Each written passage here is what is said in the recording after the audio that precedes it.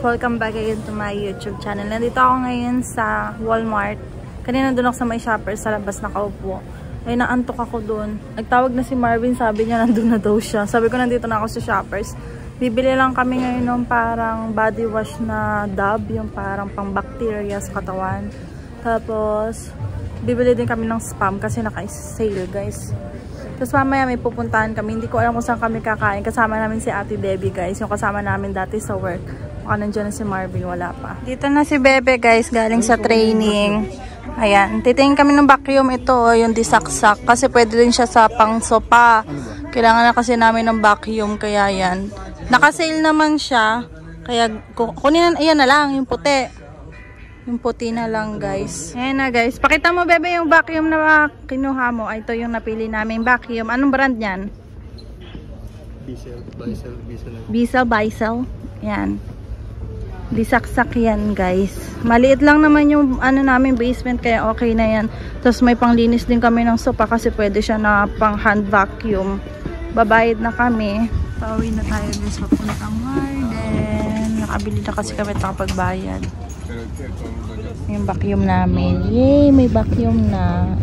Everyday na ako magbabacuum. Hindi kasi kaya nung aming walis tambo.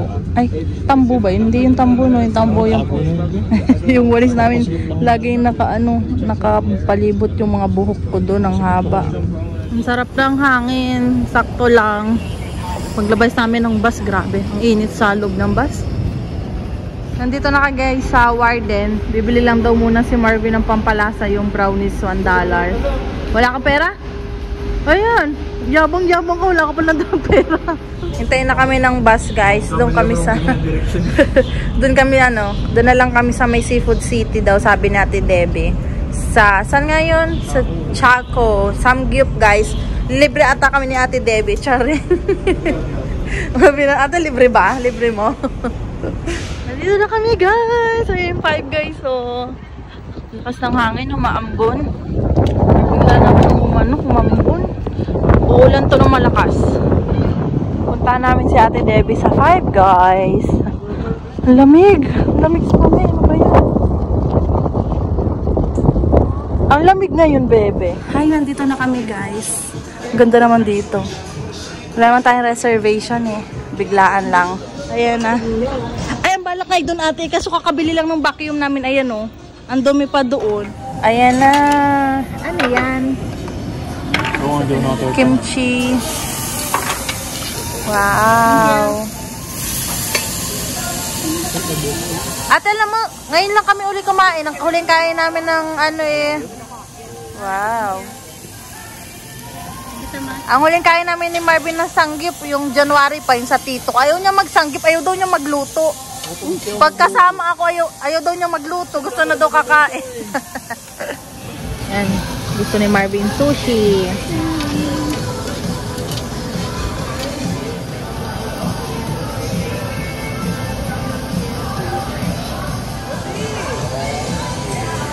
Ano yung nasa ibabaw nun, be?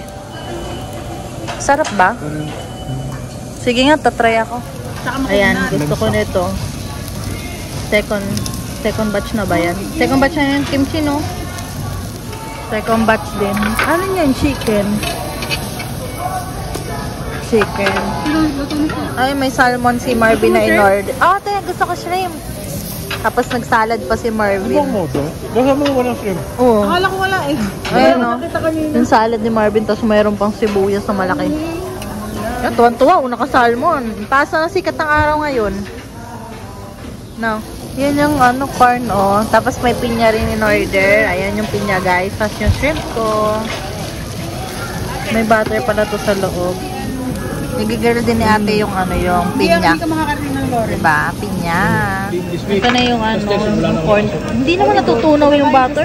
Hindi naman natutunaw yung butter ko ate. Kanina pa to eh. Buong-buo pa rin. May ice cream guys. Pero hindi siya no ate. Hindi siya unli. Isa lang daw. Bebe, buksan mo yung akin. Ano yung sa'yo? Strawberry. Dapat pag vanilla ka na lang para nakatikim ako. Bakit ang strawberry? Hindi. Tapos na guys, kumain. Saan to? Anong pangalan?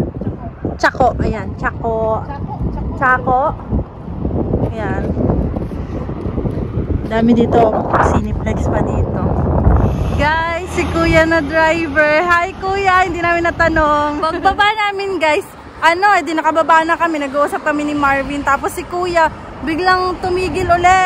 Nag-slow down, tumigil sa harap namin. Tapos binuksan yung pinto. Tapos sabi ni kuya kung naka-vlog daw siya.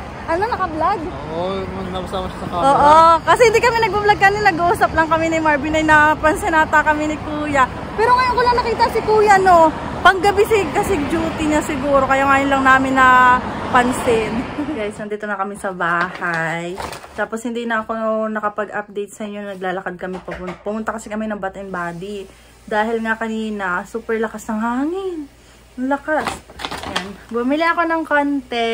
Treat ko sa sarili ko. Kasi naka-sale sila 5.95. Tapos, yun nga, nagsabi ako kay Marvin. Nag-try kasi ako ng parang ano nga yung ble? Ano nga yung ni-try ko? Nag-try ako nung parang lip gloss. Tapos nilagay ko. Nagustuhan ni Marvin. Bagay daw sa akin kasi ano lang siya, parang natural lang na may kinanga sa labi. Tapos nakakapag-moisturize ng labi. Tapos, tinanong ko si Marvin kung okay lang bumili ako. Sabi niya may pera naman daw ako, bili daw ako. So, bumili ako guys. Tapos, bumili din ako ng isa itong pang scrub sa labi. Sana naman maging okay. Kasi laging, kasi yung labi ko maitim. Nung nasa Pinas ako, may ginagamit akong scrub para medyo mag-light. Nag-light naman siya kasi talagang as in guys, nung high school ako, kahit nung college, super itim talaga ng labi ko. Para ako naninigarilyo, kaya nagbili ako ng scrub, nag-light ng konti yung labi ko. Kaya na-stress ako nun sa labi ko. Kasi ang itim talaga. Napapagkamal na ako naninigarilyo. Hindi naman ako naninigarilyo. Kasi yung mga kaibigan ko kasi yung mga bakla naninigarilyo sila. Pero hindi naman ako. Tapos bumili ako ng isang ganito na Bath and Body na Kasi binigyan ako ng Tita Remy nito noon, last year. Kaya kumuha ako kasi naka-sale nga na 5.95. Sabi ko kuha ako para meron pa ako. Kasi ang bango niya, super bango. Gustong gusto ko siya.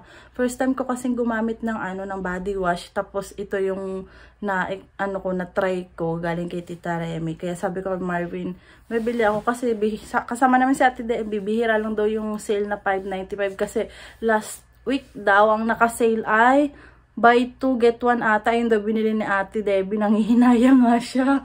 Kasi magpapadala daw siya ng balikbayan back sa Pilipinas. Kaya ayun. Ayun lang naman yung binili ka sa Bath and Body guys. Para sa akin. Gift ko na para sa sarili ko. Para naman minsan maayos-ayos naman tayo, diba? Mabango. Sabi ko, bibili ako nito para mabango naman ako pag naamoy mo.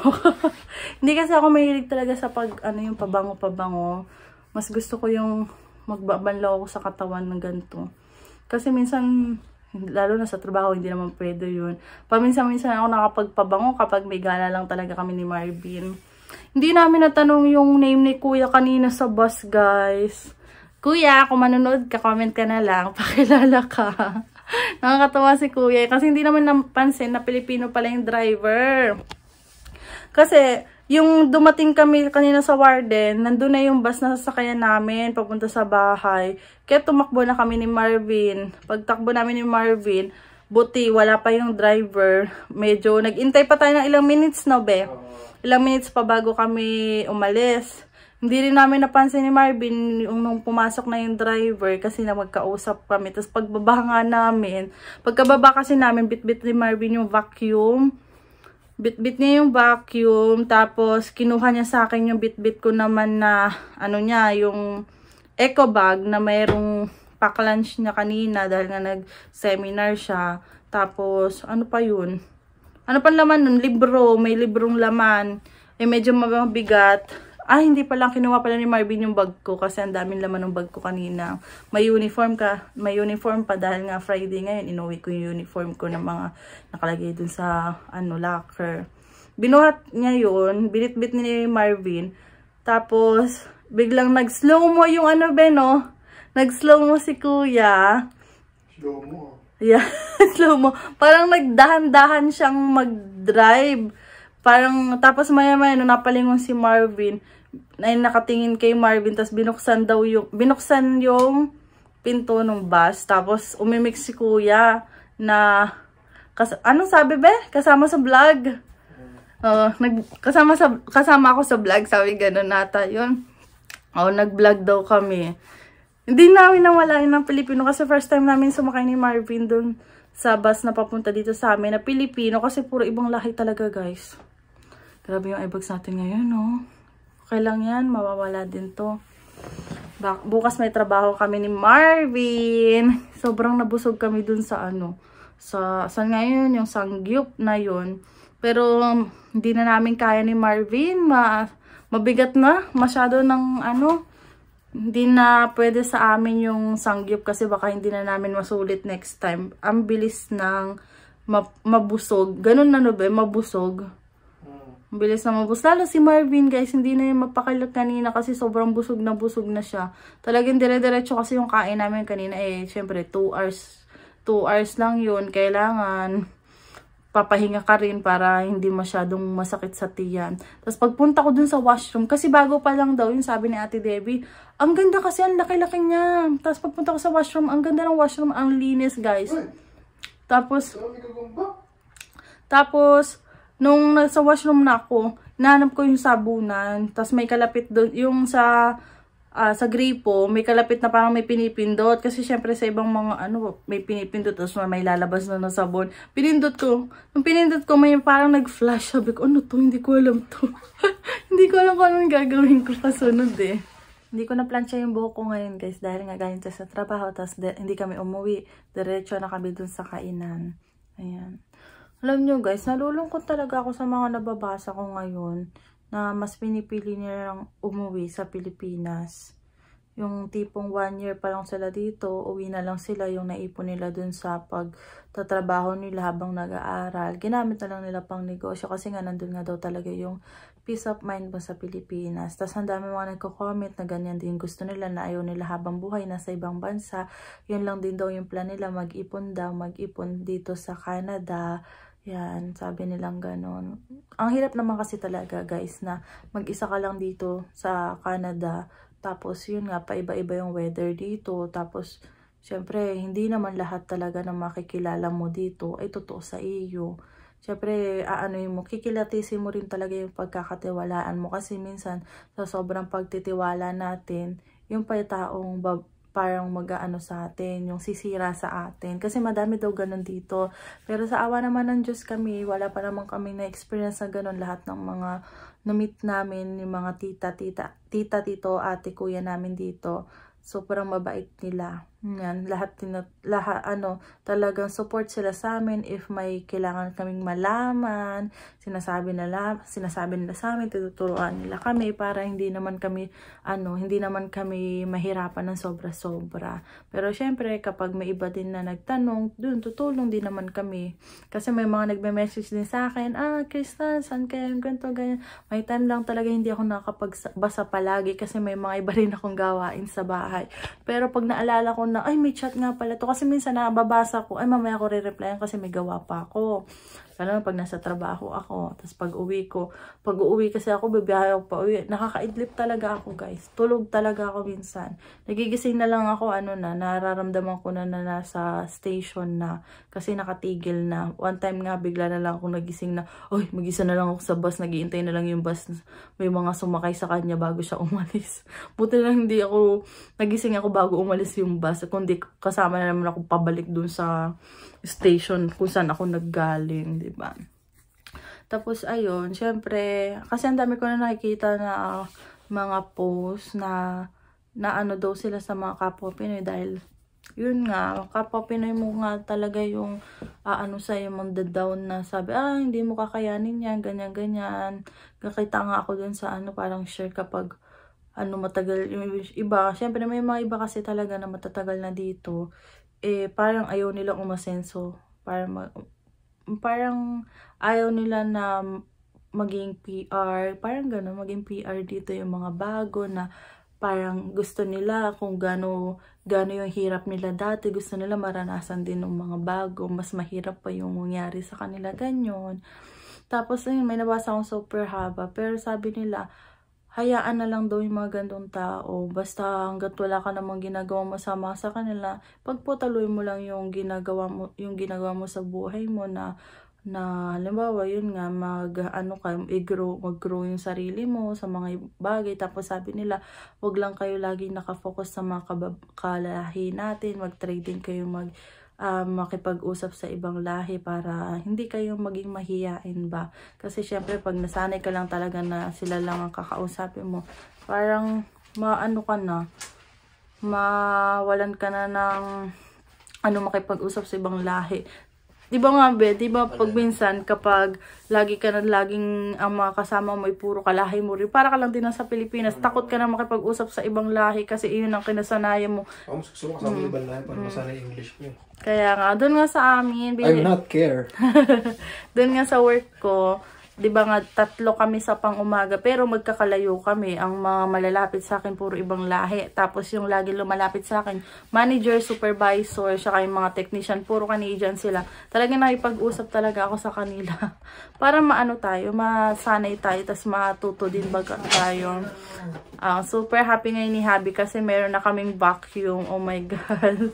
Meron na kaming vacuum finally. Alam niyo, gusto kong magkaroon ng vacuum. Kasi sa Pilipinas, wala kaming vacuum guys sa bahay namin. Kami, tambo, yan. Kaya kasi kami magbabacuum, kuha kami ng vacuum. Kasi naghahanap kami sa online. Kaso nagdadalawang isip kami yung mga kukunin namin sa yung mga second hand. Kasi mga iba, mura na talaga. As in, bagsak presyo. Iba ka kasi may problema na talaga. Eme lang na good pa daw, ay natatakot naman ako, kaya yan, bumili na kami kahit paano naman, kaya naman ng budget kasi maliit lang naman tong aming tinitirhan, kaya goods na rin yan. Tsaka ambag kami ni Habi dyan. Magkano yan yung turbo na yan? 40? 50, 60? Hatian niya ako, so tig 30 kami ni Habi. Hati kami dyan. Dati hindi nakakahati si Habi kasi syempre yung kanyang sahod iniipon lang pandagdag din sa pambayad sa tuition. At dahil pag nagka-work na si Habi na full time, wow! Siya na magbabayad lahat. Siya na magbabayad. Hindi, mag 50-50 na kami sa lahat ng gastusin. 64 days, wala pa rin sahod mo. Mas malaki pa rin doon sa sahod ko. Loko-loko ka. Hindi, 50-50 na to sa lahat. Sa grocery, sa bahay. Yun lang naman yung pag-aambagan natin. Grocery siya sa bahay lang. Kasi yung namin, transpo namin, siya yung load namin yung Marvin. Kanya-kanya kami na yun. Kahit since naman noong nag-iipon kami. Nga pala, share ko nga pala sa inyo kung paano yung pag-budget namin nung panahon nag-iipon kami ng tuition. Para maipon. Kasi, syempre, ang dami din kasi nahihirapan talaga paano nila maipon yung tuition nila. Kasi nilalaan din nila na wag din magalaw yung dala nila. Diba? Kasi laking bagay din naman kung kaya mo namang maipon yung tuition, di goods talaga. Di may pang emergency fund kayo, yung pera nyo na bit-bit. Ganyan. Excited si Marvin kasi sa sahod siya tomorrow. Kaya ayun guys, magpapaalam na ako kasi may trabaho pa kami ni Marvin. Nag-aaya pa siyang mag-movie kasi yun talaga yung libangan namin. Siyempre, hindi naman kami nakakalabas-labas naman ni Marvin. Bihira lang. Di yung namin, yung quality time namin, manood lang na Netflix. Diba? Kasi malamig na, nakakatamad lumabas-labas. Yun lang guys. Don't forget to like and subscribe sa YouTube channel ko. Maraming salamat po palagi sa pag-suporta po. Hindi namin nakalain na ang dami na palang nanonood po sa amin dito sa Toronto. Kasi ang dami na nag-approach sa amin. Ang saya sa puso. Yun lang guys. Magpapaalam na ako. Thank you. Bye-bye.